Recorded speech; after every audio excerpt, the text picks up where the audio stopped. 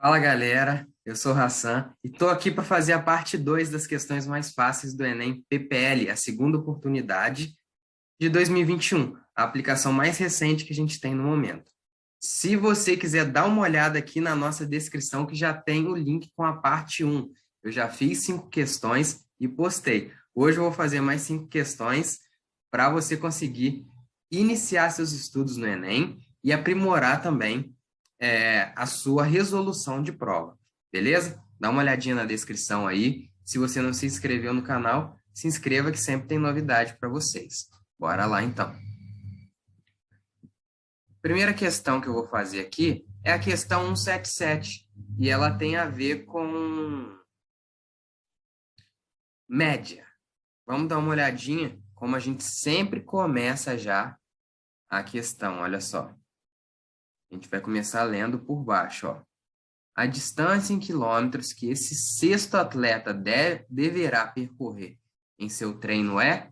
Então, a gente já vai para o enunciado pensando na distância que o sexto atleta tem que percorrer. 5 atletas que participarão de uma maratona treinam frequentemente. As distâncias percorridas por eles no último treino estão registradas em quilômetros no quadro. Então, aqui, ó, primeiro, segundo, terceiro, quarto, quinto atleta. O sexto atleta também participará da maratona. Ele pretende realizar um treino percorrendo uma distância igual à média das distâncias. Aqui, ó, igual à média das distâncias percorrida pelos 5 atletas. Então, a gente tem que calcular a média dos 5 atletas. Vamos lá. Vai ser a média, vai ser a soma de quem? 42,8 mais 41,6 mais 41,8 mais 43,4 mais 43,4. Vou colocar aqui ele 2 vezes. Aí fica mais fácil. Tudo isso dividido por quantos atletas? 5. Para a gente fazer essa soma aqui do nosso numerador, a gente pode usar o artifício de pegar os números inteiros, né? Aqui, ó, 40,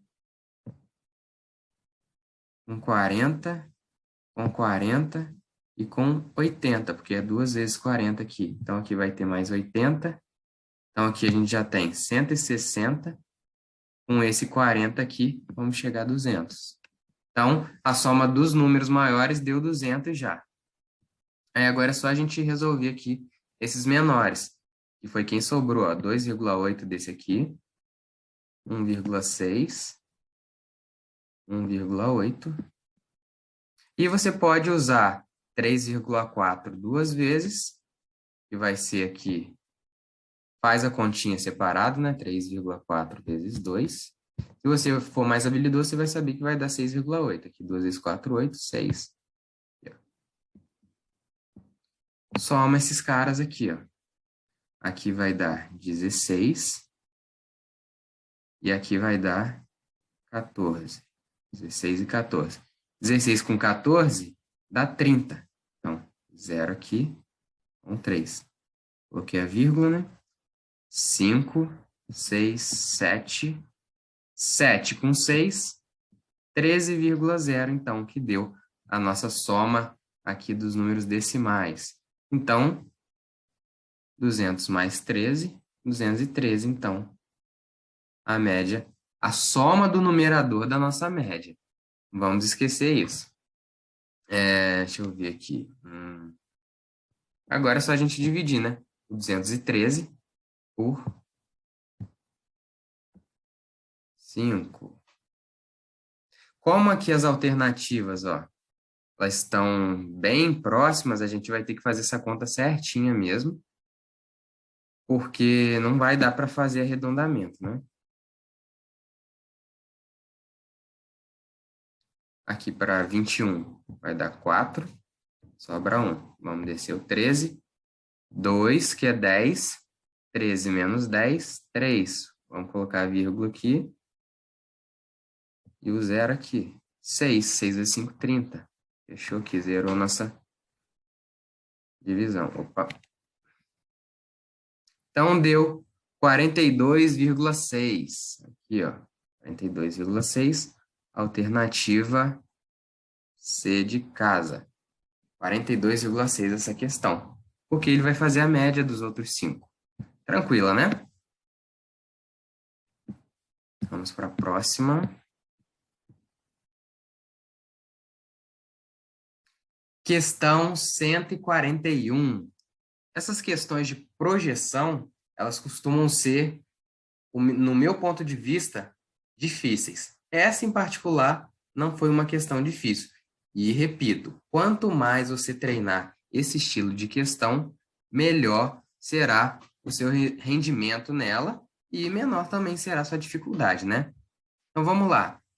Aqui, ele vai querer saber, começando a ler pelo que ele está perguntando, né? A representação da projeção ortogonal do trajeto percorrido pelo inseto. Já comecei falando que é a projeção ortogonal. Então, a gente vai ver o que ele percorreu aqui através do enunciado e ver qual dessas figuras aqui representa a projeção ortogonal dele. Vamos lá, então. Um inseto percorreu sobre a superfície de um objeto em formato de prisma reto. Aí aqui ele está definindo o prisma, né? São os vértices dele. Com base retangular, uma trajetória poligonal com vértices nos pontos. Então, aqui ele já vai contar por onde que o inseto passou. Então, vamos começar a fazer aqui, ó. Ele foi de A para X. Para quem não sabe o que é uma projeção ortogonal, é como se a gente colocasse aqui, ó, uma lâmpada ou uma lanterna aqui em cima e a luz que está aqui formasse uma sombra aqui no solo. Aí a gente vai ver qual vai ser essa sombra que deu com o movimento do inseto, que vai ser uma dessas imagens aqui. Tudo bem? Vamos lá. Tirar esses desenhos aqui para ficar mais fácil. Ele foi do vértice A para o ponto X primeiro. Então, vamos lá. Ele saiu aqui do A e foi para X. Se eu tenho uma luz vindo aqui de cima, quando bater a sombra, ela vai bater só esse risquinho aqui. Não faz diferença se ele foi para o X, se ele foi para cá, se ele foi para o B. Sempre a gente vai ter um único risco assim, ó, paralelo de A para B. Então, a gente vai ter essa sombra aqui. Observa aí comigo. Deixa eu apagar aqui para ficar mais fácil. Beleza, ele foi de A para X. Vou fazer esse primeiro aqui. Depois ele foi de X para Y. Olha só. O Y ele se encontra aqui na face do lado FG. Então, o mesmo princípio de A para X e A para B seria a mesma sombra lá embaixo, indo de X para Y é a mesma coisa de F para G. Então, a gente vai ter um risco aqui, ó, horizontal aqui, ó, como se ele estivesse indo de F para G. Vamos lá. Depois ele foi, aqui a gente está no Y, a gente foi de A para X, de X para Y. Agora a gente vai de Y para G. Ele só subiu aqui. Então não vai ter sombra, como se ele tivesse imóvel. Então ele vai continuar aqui. Não alterou a nossa sombra. Depois de G para F. De G para F, ele volta aqui. Então é como se a gente tivesse refeito essa sombra que ele já tinha feito de X para Y. Agora foi de F para E. Cadê o E? Agora ele mudou. Agora a gente vai ter uma sombra. Ele veio para cá. Então, a gente já teve essa sombra uma vez, essa projeção. Então, continua só esse risco aí. Vamos lá. Do E, o que ele fez? Foi para o X. De E para X. Ele cruzou aqui, ó. Então, ele estava nesse lado aqui e voltou para esse lado aqui. Não alterou em nada a nossa sombra mais uma vez. Por enquanto, só está tendo 2 tracinhos na nossa projeção. Ele foi agora de X para G. Agora ele vai fazer o mesmo movimento dele ter ido para Y. Não mudou em nada. E depois de G para o E. Então, eu estou aqui no G, cruzo para o E. Olha só. Agora eu vou formar como se fosse uma diagonal, né? Como se eu estivesse fazendo isso aqui, ó. Então, fechou um triângulo aqui, ó, nossa projeção ortogonal? Vamos procurar lá nas alternativas qual das alternativas vai ser um triângulo. Alternativa D de dado. Quando você entende o conceito, a questão fica muito mais fácil. Deu para você observar? Então, se você gostou, já deixa seu like, que mostra para todo mundo que está no YouTube que esse vídeo é relevante. Então, dá esse like aí e ajuda a gente a divulgar para mais pessoas. Próxima questão, qual será? Questão 146. Vamos lá. Qual é a razão entre as medidas da largura e do comprimento da nova folha? Então, ele quer razão. Razão é um tema recorrente no Enem. Você precisa estar dominando frações. Então, vamos lá. Ele quer razão. A razão é uma divisão entre a largura e o comprimento. Então, vai ser largura sobre comprimento. Isso a gente já vai em mente. Do quê? Da nova folha. Então, pressupõe que tinha uma antiga. Vamos deixar assim. Largura nova sobre comprimento novo. Vamos lá no enunciado. Um técnico gráfico constrói uma nova folha a partir das medidas de uma folha A0. As medidas da folha A0 são 595 milímetros de largura e 840 milímetros de comprimento. Então, a gente já tem aqui ó, a largura antiga e comprimento antigo. Largura antiga era de 595 milímetros e a... Não, comprimento antigo era isso. Vou arrumar aqui. Ah, não. Largura e comprimento 840.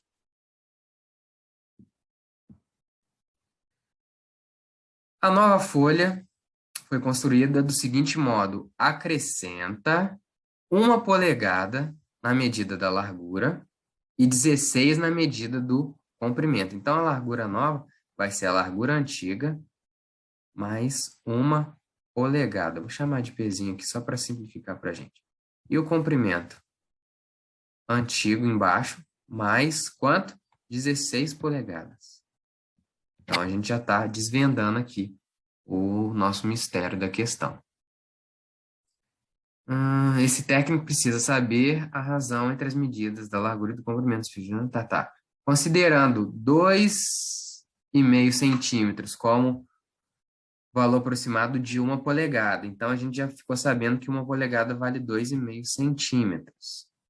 Vamos transformar isso daí para milímetro. Lembra como é que transforma? Submúltiplos do metro? Metro, decímetro, centímetro e lá embaixo, bem menorzinho, 1 milímetro. Eu tenho aqui 2,5 centímetros, eu quero passar para milímetro. Eu vou multiplicar por 10. Então, vira 25.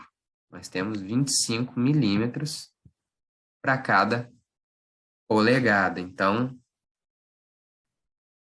1 polegada vale 25 milímetros. Em cima ficou fácil, porque a gente nem precisa converter.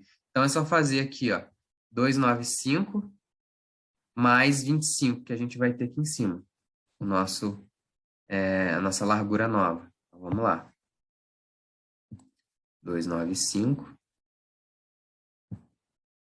Não, é 595. 595 mais 25.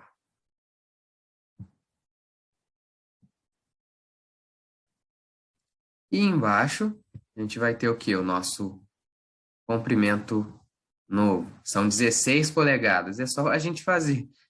A gente faz essa regra de 3 automática, né? Se você tem dificuldade, põe no papel, ó. 1 polegada vale 25 milímetros. Então, 16 polegadas, aqui embaixo, vai valer X. Vai multiplicar cruzado, mas é bem direto a gente perceber que é só a gente multiplicar o 25 por 16, né? Vezes 16, porque vão ser 16 polegadas. Então, a gente faz a multiplicação rápida aqui, ó. 6 vezes 5, 30. Vão 3. 6 vezes 2, 12. Com 3, 15. E repete o 25 aqui embaixo, porque vai ser uma multiplicação só pelo 1. Somou isso aqui, deu 300, deu 400, né? Começar de trás. 10, vai 1, 400 aqui. Então, eu vou somar ao que eu já tinha antigo aqui, 840, mais 400. Eu vou até armar a conta aqui, ó. A gente vai repetir esse final aqui, que temos zeros, e fazer 8 mais 4, que é 12. Então, deu 1.240 aqui o nosso antigo. O nosso novo, na verdade. 1.240. Em cima, o que a gente já pode fazer? Já pode fazer a continha aqui, ó. 25. Deu 10. Foi 1 aqui para o 9. 9 virou 10. Com esse 2 aqui, 12. Vai 1. 620 sobre 1.240. Vamos ver se ele vai querer essa razão simplificada. Não. Já tem aqui, ó, letra B. 620 sobre 1.240. Bem tranquilo. Essa aqui, basicamente, a gente saber razão e proporção. Se houvesse necessidade, aplicar regra de 3, mas não precisava aplicar regra de 3 propriamente dita. Só o conceito de razão e proporção já resolve essa questão. Bora! Boa. Próxima questão. Questão 153. Questão de gráficos. Olha só como é que ela é. Vou até diminuir aqui, ó. São vários gráficos para a gente analisar qual será a resposta.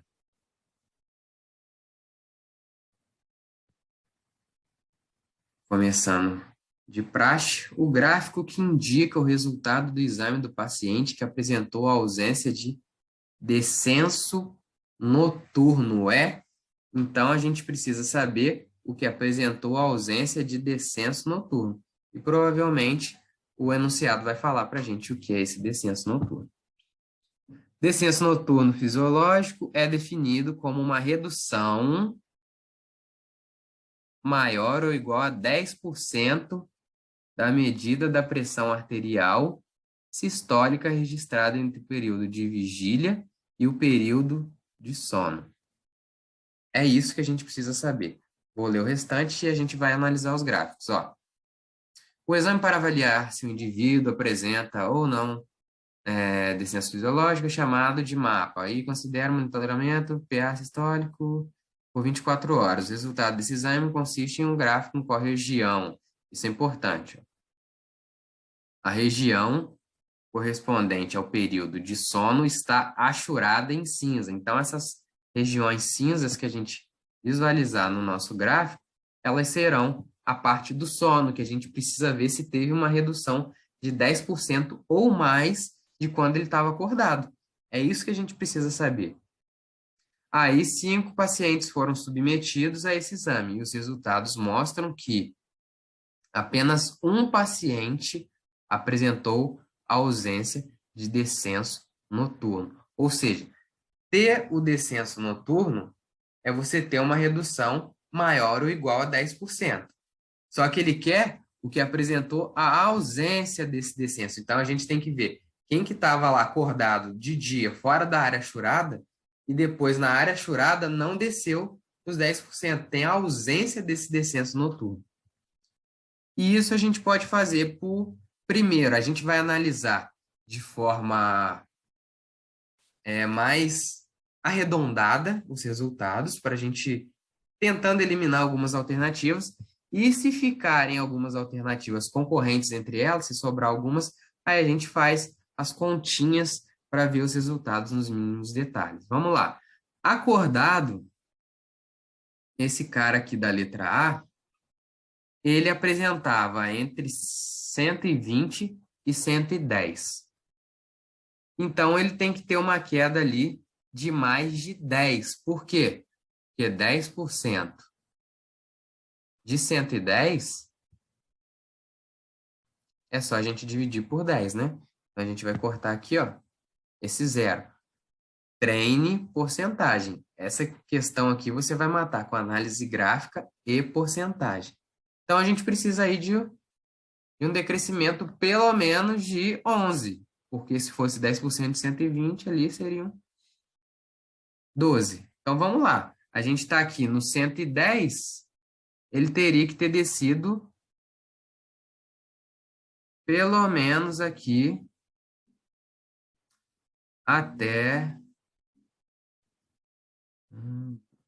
Na verdade, aqui ele permanece mais no 120, né?